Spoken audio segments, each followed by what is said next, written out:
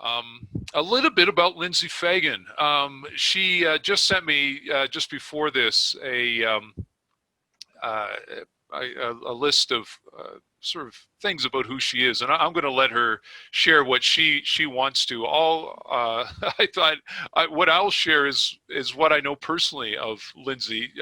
Lindsay and I started together at Christ the Redeemer Catholic Schools the same year, 2000 and was it 12?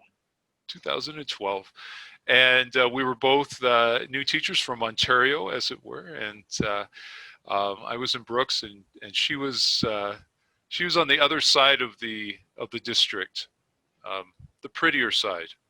You had the mountains. The more expensive side, that's what I would say. The what side? The more expensive side. The more expensive, yes. Yes, you paid for your view, for sure. But both really immersed ourselves in the learning context, and very quickly took opportunities to contribute to the faith leadership in the district. So we both served as district faith leaders together on that team, and I quickly appreciated Lindsay's heart and passion for Catholic education, even then, and even when I ended up moving to Calgary Catholic, and then eventually to St. Mary's University. Really pleased to hear of your new role as Director of Catholic Education. I think you're a perfect fit for that, Lindsay, and I'm excited to hear more about what that role has meant for you, and the things that you have learned in that role that you're now wanting to share with us in this webinar. So welcome to Lindsay, and again, I really just want to say a warm welcome to all those that are signing in. And even as I speak, there's a couple more here that are coming on board, Lindsay. So you're going to have a great group here. This is awesome. This is awesome. Yeah, it is. So without any further ado, let me turn it over to Lindsay, and I will also just give a shout out to Emily Newsgard, our spirituality officer for our Education Student Association, who really is the brainchild behind this. I insisted that she be the one to do this hosting that I am, but she's just far too modest. So I literally just the face, but she really is the genius behind this. So thanks, Lindsay, Emily, for all that you have done to prepare this. And now over to you, Lindsay. Thank you so much. And while I kind of do just a really brief kind of introduction, if I could ask kindly, Lance, that you make me a co-host so that I can share my screen. 100%, yes. Sorry. No, don't be sorry. You asked me to do that earlier, and that's okay. It's the world here you are. Welcome. Thank you. Yeah. So thank you to Lance for the very kind and lovely introduction. As he said, I am the Director of Catholic Education for Christ the Redeemer Catholic Schools. I also started teaching at St. Mary's University last winter term, and I teach and will be continuing to teach this term as well for second years, teaching the teaching profession in the province of Alberta. So really looking at ethics and teaching in our code of conduct. And as Lance already mentioned, I did start my career in Canmore as a grade 2 teacher and then grade 5. And then with the school that I worked at, it was actually kindergarten to grade 12. So I jumped up to junior high and then to high school, then to vice principal, where I wore many different hats, and then made my way to Okotoks and said goodbye to the mountains and came here, but all is part of God's plan for sure. And so I'm just going to share my screen here so that we can get started, and I am cognizant of your time, so I will kind of keep to a time limit. And if I'm not used to teaching to a camera, so if I'm not looking at the camera, it's just because it's very foreign to me, in a sense that it's just not something I do. I love to teach in person. There's something about that face-to-face connection. But we'll begin. And so when I was asked to do this presentation, Lance had asked if I would kind of like speak to what we look for when we're hiring Catholic teachers. And while my role is not specifically human resources, I don't go on the road doing our recruitment. I don't do any of the career fairs, although just yesterday I was approached to speak to someone to kind of like take on some human resource roles, and so interviewing teachers will be part of my job. And as vice principal, I was also responsible for interviewing aspiring teachers who want to work for our school. And so in that way, I feel like I at least have the background information that you're looking for. And I hope today that you'll leave us some new tidbits, and there'll be lots of opportunities for questions. But this is a 45-minute, and you have until 12:45, and I'm going to try and keep with that. And so kind of like my goal for this workshop for today is that you understand your professional expectations as a teacher as per those identified in the TQS. And if you don't know what that term is, you'll learn it in my class or one of my colleagues' classes. And I'm going to do a very brief kind of like overview of what we're kind of like looking for. Understanding the 5 marks of an excellent Catholic teacher, a document that was created by the CCSSA, which is the Council of Catholic School Superintendents of Alberta. And then by the end of this session, I'm hoping that you're going to be able to discuss how the 5 marks of an excellent Catholic teacher are integrated into the TQS, and understanding what makes a Catholic teacher different than a public school teacher. And I always say public schools exist to make us better, and we exist to make them better. They're really not in competition. And by the end of this session, you'll be able to communicate 2 to 3 pertinent facets that human resources might be looking for in considering your hiring. And kind of like the whole reason as to why is that evangelism, which is really the calling and the vocation for each and every one of us, is not a professional job for the few trained people, but instead the unrelenting responsibility of every person who belongs to the company of Jesus. And so I wanted to show this video, and I'm hoping it will work no problem. It's about 3 to 4 minutes long. And this was created, I sit on the panel for GRACE, which is Grateful Advocates for Catholic Education. And I think it's important as a Catholic teacher, or an aspiring Catholic teacher, I should say, for you to kind of understand what you're signing up for. And I thought this would be a great introduction to that. Catholic education in the last while has definitely faced a number of challenges. Part of it has to do with the culture that we live in. We really need to be a voice. We need to be conscious of what we do. We need to share the good news about it. We need to talk to others about the stories that we have as Catholic school stakeholders. And the more we talk about it and celebrate, and the more people know what Catholic education is all about. Catholic school, what differentiates it from a public school is that it's a school that's basically has its job to help form kids in the faith. They learn not only the catechetical things, the things about the knowledge of our faith, but also learn about the heart of our faith and how it's a call to love.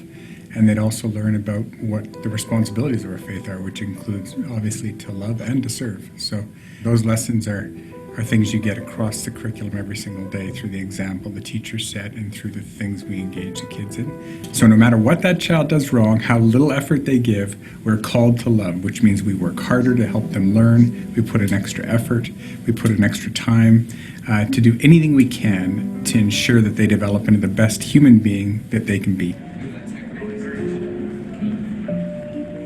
The schools are involved in different community events. So they're not also connected to the parish, but they're also connected to the community in which the school resides in. As a priest, it's important that I go in there to be like Christ, and not only to teach, but also to show them that I'm human, and so I go there and help participate in the different sports activities. For example, teachers versus students, sport games. It's important that they see that the priest as human, as someone who is not above them, but someone who is for them and with them. I think for us, even though we're not practicing Catholics, we have a very strong desire to teach our kids about poverty, teach them about goodness, about respect. It seems like that's really permeated throughout the teachings. Instead of, our son's attitude, well, I don't have anything to be grateful at, he suddenly came out with, wow, you cooked this. We have food on the table, and much more thanks. It's like some sort of grace entered into our house. For us, being Catholics, I think it works well for us. We entrusted in the system. We entrusted the educators to do the best for our kids. And throughout, our oldest boy is going to graduate this year, and they've never let us down. They've always been there, and for us, it showed that what he went through, it was the right decision for us. Today in modern world, you can see that the differences, they can really separate people.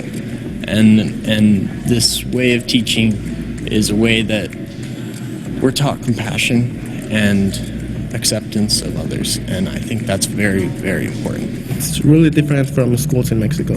Teachers in here are more respectable about your beliefs. They taught us about ethics and morals, such as you shall not murder or you shall not steal. It started with parents who wanted this environment, this type of schooling for their children. I always love to share that I, as a teacher, feel like I have freedom here. Catholic education is all about relationship. So it's not about dictatorship. It's never about seeing things from only one perspective. It's about seeing the individuals and working together, kind of building on that idea of family and a greater community. As parents, you are the primary educator of your children, right? And so choice in education is super important because we, as they got older and you're ready to send them off into that big world of school and education, for us, that choice was quite simple because we wanted something that had similar values to what we're teaching them at home. Just in the daily conversations that they have. Seth came home one day and he was talking about self-control. He's going to use self-control with his brother next time. And so the next time they fight, he's not going to, retaliate or talk back. We're going to work it out and talk it out, Mom. To me, that's life-changing, right? You're constantly calling yourself to be the best person you can be. Having that message reinforced throughout the day, through other people, through friendships, through other families that you're a part of or hang out with, that's making an impact on who they're becoming. Make each person a better person. So I'll pause there. Before we enter in discussion, I think it's important for me to just simply begin by explaining the understanding that when you are inquiring or aspiring to work for a Catholic school, you're answering this call to love. This call, we really truly believe as Catholic school educators that this is a vocation. It was something that we were called to do, not something that we just chose off the cuff. And so I wanted to begin our conversation today, and I'm hoping if you have a camera that you're able to turn it on. And I'm going to take off my screen sharing just for a second, just because I'd love to see all of your faces. And to start by asking you a question, why do you have an interest in working for a Catholic school? And I would just ask that you take your mics off and feel free to just kind of answer aloud. But why do you have this interest or desire to work for a Catholic school? What was your why? And perhaps maybe as a good teacher, we lead by example by modeling. My choice to work in a Catholic school really comes from my historical background. I grew up in a cradle Catholic family. I went to Catholic schools all my life. I could not imagine working in a school that wasn't Catholic. And we're so blessed that we work in one of the 3 provinces that offer publicly funded education. And so when I moved here, I can recall I worked for Christ Redeemer, as Lance had mentioned, and all of our schools end with like collegiate and academy. And I remember distinctly saying, oh my goodness, I don't think that they know who they've hired. I don't know everything about the Catholic Church. I am not a perfect Catholic. I go to church every Sunday, but I am a sinner. And yet it's important for us to understand that when we hire you as a Catholic teacher, it's not because you're perfect and that you can name what would fall under the Catechism of the Catholic Church number 354, or that you know every Bible verse. So I'm curious to hear your reasons why. Why are you exploring working for a Catholic school? And I'm not sure if you would want to say that you have a comment in the chat so that you're not talking over one another, but I'd invite you to share that now.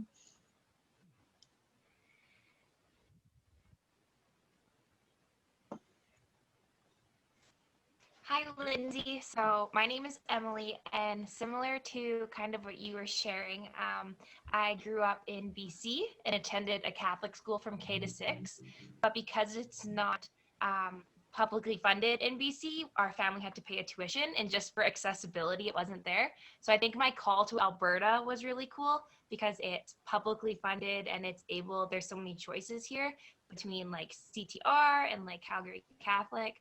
So I kind of had a call to come out to Alberta, I think, so that I could pursue being a faith-based educator and attend St. Mary's. So. Awesome, thank you. And I see Anita said it was because it is a vocation for me to serve, and Becky shared that's the values that a Catholic school has to offer. Anyone else have anything to share? I can kind of see some typers. And so I appreciate your input, because I think it is really important for us to understand our why. A number of years ago, we have a program here at Christ the Redeemer called Readers and Writers Workshop, and I actually wrote a memoir about how I came to work for this Catholic school division. I was in a very dark spot in my life. I didn't understand why God wasn't lining up the road the way that it should. I'm from Ottawa, Ontario, and we have a large metro Catholic school board, and I tried for the entire year, and I never got called for one interview. And then a girlfriend of mine worked at our school in Strathmore, Sacred Heart Academy, and she said, you know what, I really think that you need to come out and apply for this school district. They're really great, and they're going to be at Ottawa U, where I went to school, to do a career fair. And so I went fully prepared with my portfolio, because she had told me they do on-the-spot interviews. And so I was up ready to go. And when I got there, Lauren Peets, who's still our HR coordinator, said, I'm so sorry, all of our interviews are full. And I was like, okay. And I was quite upset that I'd gone all the way. It wasn't close to home for me. And she said, but write down your name and number, and if I hear back from someone that they can't come, we'll get in touch. Otherwise, we'll be in touch over the phone. And as I'm writing down my name and phone number, someone comes and cancels their interview because they can't skip their class because attendance is mandatory. And she said, I should be going to the next person in the list, but because you're right here, do you want it? And I said, yes. And I said yes without thinking, cause of an effect, because I was actually supposed to work that night. And my boss wasn't very understanding when it came to staying later. And yet I called her. I was like, by the grace of God, please let her say yes. And sure enough, she did. And in the end, I left that interview, and I said to my best friend who followed me out west, said, my life, I feel like, just took a huge change. And I feel that for each and every one of you, when we meet with our new teachers, I just met with our new teachers yesterday, I said, you were chosen to be here. It's not a coincidence. It's absolutely a God instance. And I'm just going to read the chat here. And I appreciate Todd. I was introduced to the faith through meeting my wife. Oh, that's beautiful. And it became an important part of my life. And I've come to understand teaching as a vocation. Amen. With both my parents being teachers as a career. Thank you so much. And then we have Hawk. Forgive me if I'm saying that incorrectly. I'm comfortable with, because the support for moral living is defined beforehand. I know what I'm getting into. And I know that my students and my children, for that matter, are getting a proper and important education. Thank you so much, everyone, for contributing. I really appreciate your vulnerability. I know some of you may know each other and others might not. So it means even more of a great deal to me. So I want to spend the next couple of minutes kind of talking about we're going to come back to some questions in a few minutes, about what we are looking for when we hire Catholic teachers. And if at any point you have questions, I do have a question slide coming up, so I will come back to them. But I think the first one I'm going to start off with, which you would think is the most obvious, is we are looking for our district, and Calgary Catholic too. Most districts are going to be looking for you to submit a pastoral letter. So what is a pastoral letter? Well, it looks actually different in parish to parish. I can share with you my home parish. It was a simple conversation I had with my priest, and he wrote a letter. Other districts, it's more of a standardized form that a priest fills out, and it's very simplistic. And yet, it's often one of those things when we're hiring teachers that is the deal breaker for us, because they come in, they rock their interview, they're so inspiring, they have all the things that we're looking for, except for the one thing that we need. Is that to say that we won't hire a non-Catholic? No, we have hired non-Catholics in their school division, but that's usually in circumstances where we cannot find a specialist teacher who is Catholic. Chemistry, biology, something that's very specific. So a pastoral letter is something that we're looking for when you submit an application with our board and with all Catholic boards here in Alberta. And part of that really speaks to, some of it's very simplistic, and they really want to know, are you going to Mass every Sunday? And in a COVID world, this looks very different. And yet, we're called, especially with so many parishes having such all their safety mechanisms in hand, they've made it really a positive experience for us to come back. And so in order to get that pastoral reference letter, it's going to take having a relationship with a parish priest, because especially if you're in a metro area, and when I say metro, like a large community church. So for instance, I'm here in Okotoks and I attend St. James Parish, and our church is massive. Pre-COVID, we would feel it's a two-tiered parish, in the sense that there's the main auditorium and then an upstairs balcony, and they would be full on Sundays at all the masses. And so you, very similar to university, if you've gone to a big university, you almost become a number. As much as parish priests really want to know and have a relationship with every single member of their church, it's not always feasible because sometimes they're managing such big parishes. And so you have to ask yourself, how am I going to stand out? How am I going to make sure he knows me by name and can attest to the fact that I am here practicing my faith? Does that mean that you need to be a reader at Sunday Mass? No. Does that mean you have to sign up for umpteen million ministries to make sure that your name is on several? No. But it is the call to say, I am a practicing Catholic. I fulfill my Sunday obligation by attending Mass, and I've made an effort to connect with you. And so with my new teachers that we hired in August, it was one of the first things I said to them, because so many of them are transplants, if you will, to their community. They've never been to the church or met the priest that they're now going to be attending. And I said, you need to go to Mass and you need to make that initial connection, because priests aren't going to go and introduce themselves to everyone, partly because they're fearful that they do know you and have forgotten your name and then they're embarrassed. But you need to make that time to meet with the priest to say, my name is Lindsay, I'm going to be teaching, or I have aspirations to teach for Calgary Catholic, Medicine Hat Catholic, whatever Catholic school, and I want you to know my name, as I'm likely going to be coming to you to ask for a pastoral letter, but I know and understand that to do that, you need to do so in good faith. And I'll be honest, I'm going to give you an example of where this has not gone well. My own sister is a teacher in our Catholic school district. She's a grade 2 teacher in Canmore. And when we grew up in a cradle Catholic family, she was not a morning person. So my mom said, I don't care what Mass you go to, as long as you're going to Mass on Sunday. And so she would go to 5 o'clock here, 7 o'clock there, 11 a.m. here. So she never really had a home base. And so when it came time for asking for a pastoral reference letter from our parish priest, who knew our family very well, he said, honestly, I can't in good conscience write that letter for you. I'm sorry. I know that's not the answer you're looking to hear, but I don't physically see you here every Sunday at Mass. So I can't write it. And it really broke her heart. And I will say it hindered her faith journey in a way, and it took some time for her to kind of come back to reestablish that relationship with a priest, because it was very hurtful to her. And yet they're human too, and they're just trying to be as honest and forthright as possible. So that would be my first thing, is making sure that you introduce yourself to your parish priest, get to know them, and find a way, if you can, to be involved in the church. Maybe right now that's being the person who checks off names at Sunday Mass. Maybe your charism is reading, maybe it's not.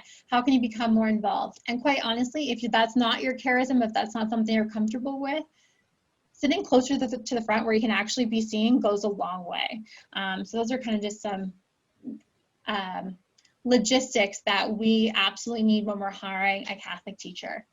The next thing, and I think the most important for all teachers to hear, because I think there's a great, what's the word I'm looking for? There's a great fear or nervousness that because I'm not the perfect Catholic, I won't get hired. And honestly, what we're looking for is authenticity. We're looking for, it doesn't mean you have to be perfect. It doesn't mean that you have to know everything. It's that you live your faith authentically. And so I want to, and again, I'm going to stop sharing here, and I want to open the floor. And again, if you prefer to make the comments in the chat, feel free.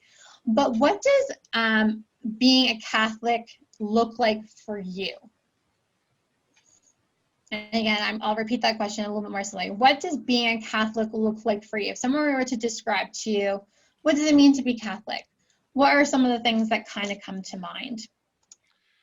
Lindsay, as people are even pondering that question, sure. There was an important question that emerged just on the point that you were making about sure.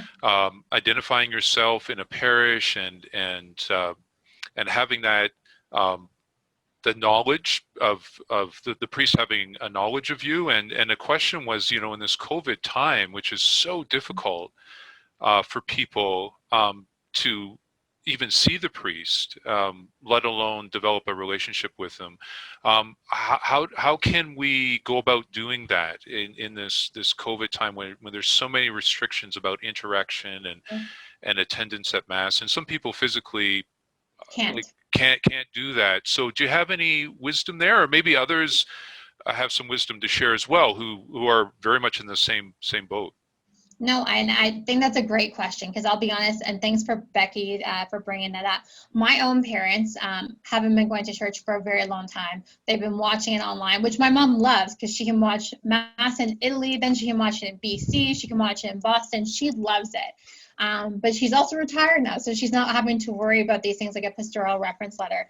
So I think when it comes to continuing a relationship in the COVID world, it's communicating with your priest and establishing that relationship. I can't tell you how many of the priests actually know how to Zoom, because that's how they've had to resort to having their meetings as well, and saying, you know what, Father, I can't get to Mass because we're quarantined, or I have someone in my family who's immune compromised, and saying, but I really want to ensure that I remain connected to the parish.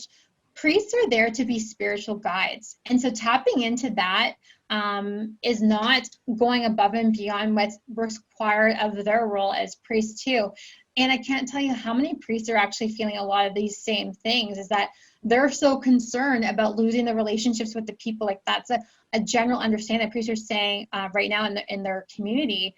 We're worried about people not coming back. So how do we make sure that they actually come back to us, not vice versa?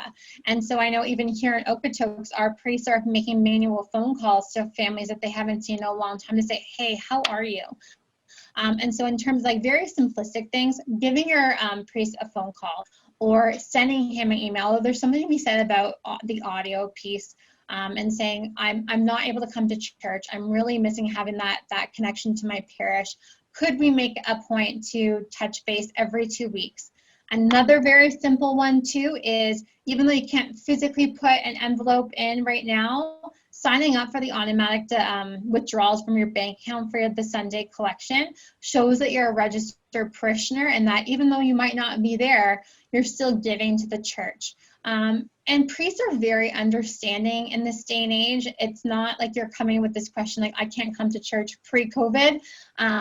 They understand there is a genuine fear in the world right now. And so I think just reaching out, communicating what's going on in your life, and then the second that you're able to go back and say, Father, it's me. It's nice to see you face to face again after not being away from being away for so long.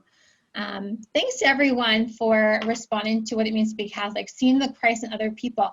And I'm going to give a really good example of that, where I see that in the classroom when I'm having difficult conversations with teachers, because unfortunately, as part of our job, it's a thankless job. I really have to remind myself that I do my job for the glory of God and nothing else, no awards, no recognition, because ultimately that's not why we sign up to do what we do. We do it because we love children and we're called to serve them. But I pray that you don't, but it's inevitable you will, that we're going to have some children who are very difficult. And sometimes I have had to speak to teachers who just don't know how to love them, and who say there's nothing good about them. I'm like, there's something good in every single child, and you need to find it, because they are God's children. And I think more than any other school district, those wicked problems, those difficult children need our love the most. And that as a gospel witness, we're called to serve them. And so I think that's, being Catholic to me means sensing God's presence in daily lives, absolutely. And the impoverished are those who are the hardest to love, need us the most. And then I think the next one I want to touch on, so I've touched on the pastoral letter, building a relationship with your parish, building a relationship with your priest, being authentic. I am the first person to tell all of my new teachers, all of my principals, that I am not perfect, even though I have great anxiety about serving as the director of Catholic education, because with that comes great responsibility. And yet they need to I often remind them, I am human and I make mistakes. I am not perfect. I will aspire to do my very best, but it will never be perfect. And so being authentic in everything that you do, being who you say you are, and this is who we are even when no one is watching. And then the third one I wanted to touch on is adherence to the Catholic teachings. And I'll be honest, one of the things that we often ask our new teachers when they're being hired is, what is your stance on church teaching when it comes to euthanasia, common law living, all of those more, how do I define them? They're triggers for some people. And honestly, we've had to turn away people who have said, I live with someone who's not my husband, or I live with someone who's not my wife, and they've been very open about that. And there's some people, and again, we're called to walk with people in love. There's some people who are still trying to navigate those deep waters and to come to understand those church teachings, because in an increasingly secular world, it is very hard sometimes to argue when the world seems to be arguing against you. And yet what we always tell our teachers is that, and this goes for all teachers, not just Catholic school teachers, is you need to remain politically neutral. But in Catholic schools, you need to teach the church's teachings. You might not agree with them, you might not understand them, you might be really wrestling with them, but as a Catholic school teacher, we expect you to adhere and to teach the Catholic way, the Catholic teachings. And that's sometimes hard, especially for our new teachers who've grown up in an increasingly secular world, for them to understand. And yet we're called to teach it that way. And I always tell my students, because oftentimes, I'm going to give an example. I taught high school, and they were taught somehow, but not by a teacher, by a parent or someone in their life, that Catholics did not like gay people because we don't let them get married in our Catholic church. And I was like, hold up, wait a minute, hold the phone. That's not what we teach at all. We teach that every human being is created in the image and likeness of God and is guaranteed love and dignity by virtue of being a human being. And this is what the church teaches, and regardless, we're called to walk with them in love. And I love the quote that Pope Francis said. It was a number of years ago, and he said, as long as their heart is searching for Christ, who am I to judge? And ultimately, our judgment, our conviction comes from the big guy up in heaven. And so kind of coming back to that third point, teaching the Catholic way. And then a big one, and again, it's sometimes hard. It's no different than working as a politician. You're always wearing your teaching cap. And even more so, you're always wearing your Catholic school teaching cap. And sometimes in small towns, people really struggle with not having an identity that's separate from who they are as a teacher at school. And yet when we signed up to be a teacher, this was our understanding, that we are always in teacher mode. People put us up on a pedestal, and that can be difficult at times when people feel like their personal life is being taken away in some ways, because when having lived in Canmore, I couldn't go to the bank, I couldn't go to the grocery store, I couldn't go anywhere without being seen by a parent or a student, and really struggling with that, understanding that this is the world I've chosen to live in. I need to always make sure that I have my teaching cap on. And some teacher, and you'll learn this more with me if you're in my teaching profession in the province of Alberta class in the winter term. But I always say, people say, well, what I do in my personal life is my own business. And it is, but it isn't. And you're constantly on guard, if you will. So, and yet one of the most beautiful things as Catholics is that we're, as Catholic teachers, and you saw on the video, Brittany said it perfectly, there's a sense of freedom that comes from working and living as a Catholic in a Catholic school. So do we have any questions about that before I move on? I do have a question thing coming up, so if you have them or you think about them, don't stress. There will be time, and I am being mindful of time, and I see that I've got about just shy of 10 minutes. So what I'm about to go through is more of an overview, just so that you actually have the vocabulary and the terminology for when you're interviewing for a Catholic school. So you'll hear about this 5 marks of an excellent Catholic teacher, what we expect our teachers to show.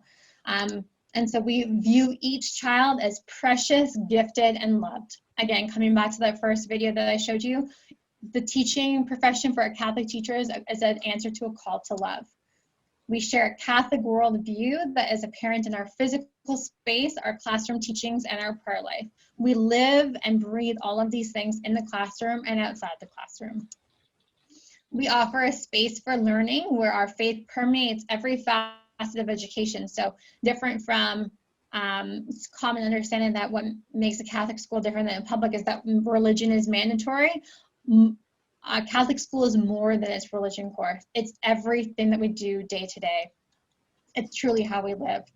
We're called as Catholic teachers to be living witnesses to the gospel through our example, how you treat other people, how you respond to problems, and that we contribute to safe and caring communities. So even if you look at those, coming back to this whole idea of being authentic, some people might be intimidated and think that we expect perfection.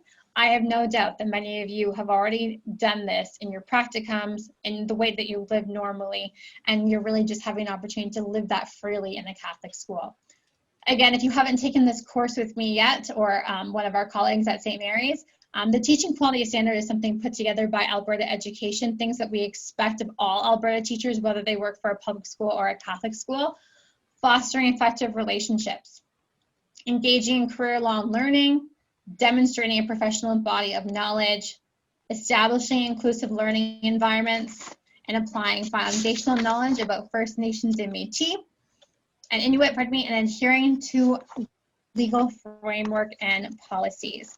So I'm just going to ask very quickly in the chat, I want you to give one example of how and pick whichever one of these TQS competencies you want, pick one, and how could you see a Catholic example of that lived in the school? I'm gonna give you just a minute to do that. So pick one of these teacher quality standards, and what might be a Catholic example of this in a Catholic school or in a Catholic classroom.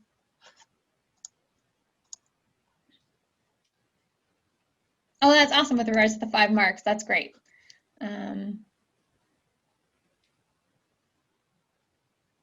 Yes, number 1, fostering effective relationships. And I always think of the golden rule, how we need to treat others the way we want to be treated. And I will say too, sometimes working with difficult parents, you need to just understand that they are crazy in love with their children, and that there's Christ in each and every one of them, even when they're saying, I'm not the greatest of things. The marks are absolutely essential to reflect on and internalize. And I go on this in great depth in the course that I teach, and I know we only had 45 minutes, but if you have any questions about these, please don't hesitate to contact me after this. Establish learning, inclusive learning environments for those at home. This lines up well with the idea of seeing all students as God's children, amen, and being called to love them all individually, absolutely. How does TQS relate to our convictions as Catholic educators? Great reflection question. And fostering effective relationships with parents and families. See if there's anything we can do to serve with. Fostering effective relationships. If you even come back to that first video I showed you, Call to Love, central to Catholic education is the ability to love and to establish relationship. Because that's, at the end of the day, yes, curriculum is important, but what's more important than teaching them the curriculum is to teach them to be kind, caring, loving citizens of the world who live the gospel teaching both directly and indirectly, or consciously or subconsciously. And so thank you again for all of your contributions there. I'm going to just be mindful of the time. I'm hoping you either have a phone or a computer, because you're all on here anyways. And I'm going to ask you, I'm just going to switch my screens here so that I can show you. And then I'm going to ask you to go to menti.com, and I'm going to show my screen right here. If you go to menti.com and you type in this code 5296229, if that was too quick, it's right here at the top of the screen. This is anonymous, and I'm going to go through them kind of like one by one. What questions do you have about teaching in a Catholic school, your journey as a Catholic, or the Catholic faith in general? And maybe you don't have questions. If you don't, that's okay too. But I wanted to create an anonymous forum where you can ask your questions that weren't included in the chat and didn't have your name attached to them, where you could bring forward any questions that you might have at this time.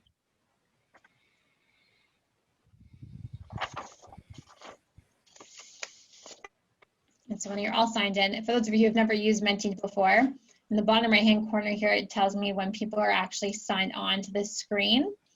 And currently there's none of you. And I know that there's 8 of us, Lance and I including would be just 6 participants.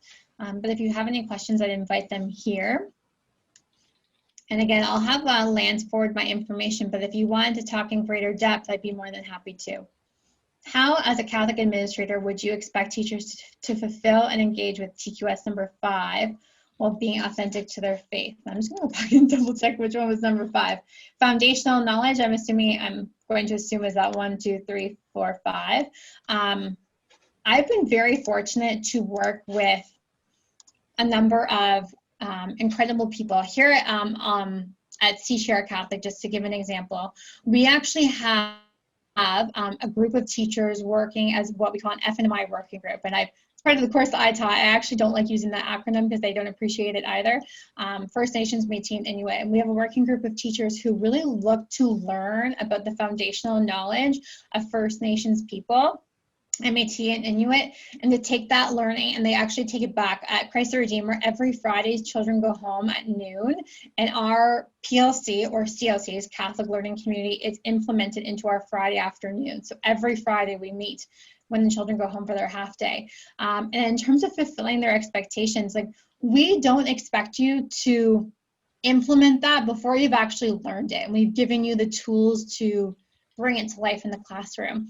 And so part of that will be our job as a Catholic administrators is showing you the way, showing you resources that you can include in your classroom to teach this, because I'm very fortunate. Archbishop Weisgerber, forgive me if I'm pronouncing his name incorrectly, he was very much involved with the Truth and Reconciliation Committee in Saskatchewan. He came and spoke to our my school in particular on this whole idea of the truth and reconciliation and what that meant for us. And the information I took, we're called to walk with them in love as well. There has been a lot of damage been done there, but our job is to learn and to grow from that and to remain informed from those who are impacted. So we work very closely with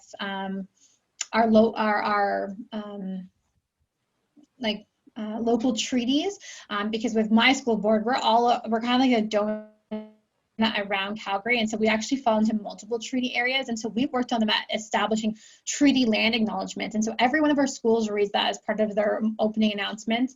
We read them at every staff meeting that we have here at board office.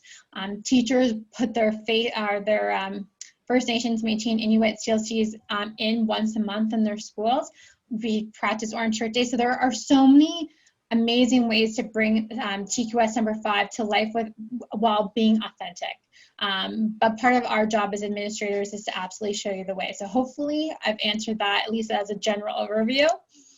What type of piece of advice would you give to someone who is applying to a faith-based school system? My top piece of advice is to be your most authentic selves, but also remember that part of being applying to a faith-based school is to be able to live what you're hoping to join, and to live the faith kind of coming in. And so for me, being part of my local church and actually being more than just someone who sits in the pew. It's not I hate reading. I actually hate public speaking. And most people would say, like, I cannot believe you hate public speaking. You do so well. I'm like, that's because I pray and just hope the Holy Spirit comes down and that what comes out of my mouth is what is meant to become. But I think the biggest, if you're looking to apply to a faith-based school, you don't need to go and study everything there is to know about that faith. It's not a test when you come in to apply with us. We're just looking to see. We're going to ask all the same questions that a public school would ask about classroom management, engagement. How do you respond to students with exceptionality? How do you work with a difficult colleague? How would you rectify that? And then we're going to ask you the faith-based questions. What does it mean to be this faith, a member of this faith? How is it lived? What are your thoughts on this church teaching or this faith teaching? And being prepared to answer those, but know that it's not a test. So hopefully, again, I've answered that question. Who determines the moral readiness of a teacher in your district? Ooh. Or how are they held accountable when questions or difficult stages arise? I'm hoping I'm interpreting this question appropriately. So in terms of the first one, the moral readiness, part of that's actually we need to have a relationship with our teachers. And so I like to think that we're able to, through our interview process, because it is, it's not quick. We actually really, it's about a 45-minute interview. And there's subsequent ones that we really do to get to know you. We also have a mentorship program as well. So when you are hired with us, we pair you with a mentor and you work with them all year long. And as administrators and senior administrators, you're evaluated multiple times throughout the year. And so we're walking with you every step of the journey. And so I don't know if anyone is necessarily fully morally ready. I think as human beings, we doubt, we question, but in the doubt and in the questioning, we come to know greater truths. And if a principal like myself were really concerned, I'd be meeting with them for sure and working with them, whether that's establishing a relationship with a priest who could support them in that journey. And how are they held accountable when questions or difficult stages arise? It depends on the accountable piece. I would say that sounds more along the lines of what if they say something and it doesn't go, what if they say something and it goes against what we believe? That would definitely be an administration conversation. And depending upon the issue could lead to a letter of reprimand or otherwise. I think that's more of a case by case. I wish I had more specific if you have a specific situation that I could address. But when it comes to accountability, it's always working with the administrator. And sometimes those are difficult conversations. And I think our former Associate Superintendent, Gary Keesty, he used to say to us that, you know what, sometimes as administrators, it's okay to go up to a teacher and say, I just don't know if you're the right fit for the school.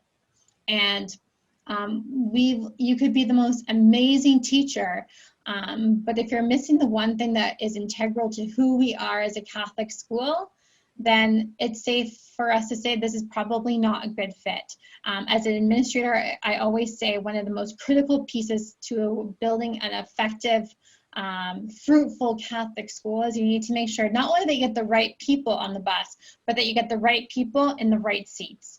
And so that's definitely an interesting tango. It's an interesting dance. It takes time and dedication. But that's what I love about our school system is that when it comes to evaluation supervision, we're very thorough, because if we're going to marry you contractually, maybe not under the eyes of the church, if we're going to marry you, we want to make sure that you're the best fit for this Catholic school, because you are a living representation of who we are, and we want to make sure that we're hiring the best person for that. 1 minute to closing. All right. You know what I forgot? This question is a great segue to our next webinar. Awesome. I'm glad. And so looking at the time, I'm so thankful. I have 5 minutes over time. I will make sure that Lance gives you an opportunity to share my information. I am praying for all of you, whether you end up in a Catholic school or otherwise, but don't ever hesitate to reach out if you have any questions. I'm always happy to answer them. And so if you wouldn't mind just bowing your heads in prayer with me, just as we close together. In the name of the Father, the Son, and the Holy Spirit. Amen. Dear Heavenly Father, thank you so much for the beautiful opportunity to come together with these aspiring educators. Help them to be open to whatever call you have on their hearts. Continue to guide them by the Holy Spirit, and help them along their journey to reaching their greatest potential, no matter where that journey takes them. And offering all of these intentions up to Mary as our intercessor, we pray. Hail Mary, full of grace, the Lord is with thee. Blessed art thou amongst women, and blessed is the fruit of thy womb, Jesus. Holy Mary, Mother of God, pray for us sinners, now and at the hour of our death. Amen. Amen. Thank you, everyone. Lindsay, I want to express my appreciation. You covered so much in a short time, and it was insightful, and you responded to the questions. I think in a way that really showed your authenticity to the work that you've been called to do. Thank you to those who raised and brought these questions to the conversation. They were amazing questions, and it just speaks to, I think, the richness, the passion, the enthusiasm that is among our students, and very exciting. And Emily pointed out that one of the questions provided a wonderful segue to our next webinar. Emily, did you want to speak for 2 seconds about that? Hello there. Yeah. so on October 8th, 2 weeks from now, we have a really cool topic on honoring Indigenous ways of knowing it as a Catholic teacher. So it'll be really interesting, and we have a great speaker from Calgary Catholic School District. So the poster and the information's all on the Eventbrite, but it'll also be emailed from Lancer I. So.